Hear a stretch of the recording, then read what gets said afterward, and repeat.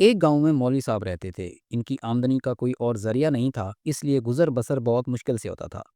اس گاؤں میں ایک نیک دل جاگیردار بھی رہتا تھا۔ اس نے مولوی صاحب کی حالت دیکھ کر انہیں اپنی زمین کا ایک ٹکڑا ہدیہ کر دیا اور کہا، مولوی صاحب، ویسے بھی آپ کے پاس وقت ہوتا ہے، اس زمین پر کھیتی باڑی کر لیا کریں، شاید گزارا بہتر ہو جائے۔ مولوی صاحب نے خوشی خوشی اس زمین پر گندم کاشت کر لی۔ جب فصل ہری بھری ہو گئی تو وہ بے حد خوش ہوئے۔ وہ اکثر دن کا زیادہ حصہ کھیت میں گزارتے، بیٹھ کر اپنی فصل کو دیکھتے اور خوش ہوتے رہتے۔ لیکن اچانک ایک ناگہانی مصیبت آن پڑی۔ گاؤں کا ایک آوارہ گدھا اس کھیت تک پہنچ گیا اور روزانہ آ کر گندم چرنے لگا۔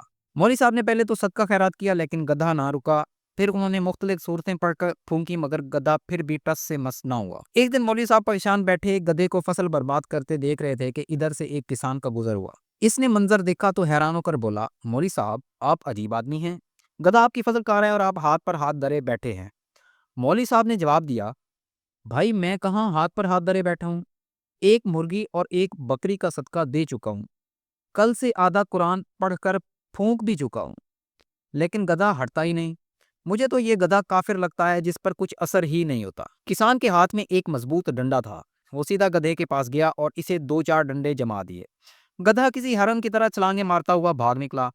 کسان نے واپس آ کر ڈنڈا مولوی صاحب کے ہاتھ میں دیا اور کہا، قبلہ مولوی صاحب، قرآن گدھوں کو بگانے کے لیے نازل نہیں ہوا تھا، گدھوں کے لیے اللہ نے یہ ڈنڈا بھیجا ہے۔ کہانی کا اصل سبق، ہم بھی عجیب قوم ہیں، ہمارے اوپر جو گدھے مسلط ہیں، جو کروڑوں نہیں اربوں لوٹتے ہیں، ہم ان سے نجات کے لیے صرف دعاؤں، وظیفوں اور صدقات پر بھروسہ کرتے ہیں۔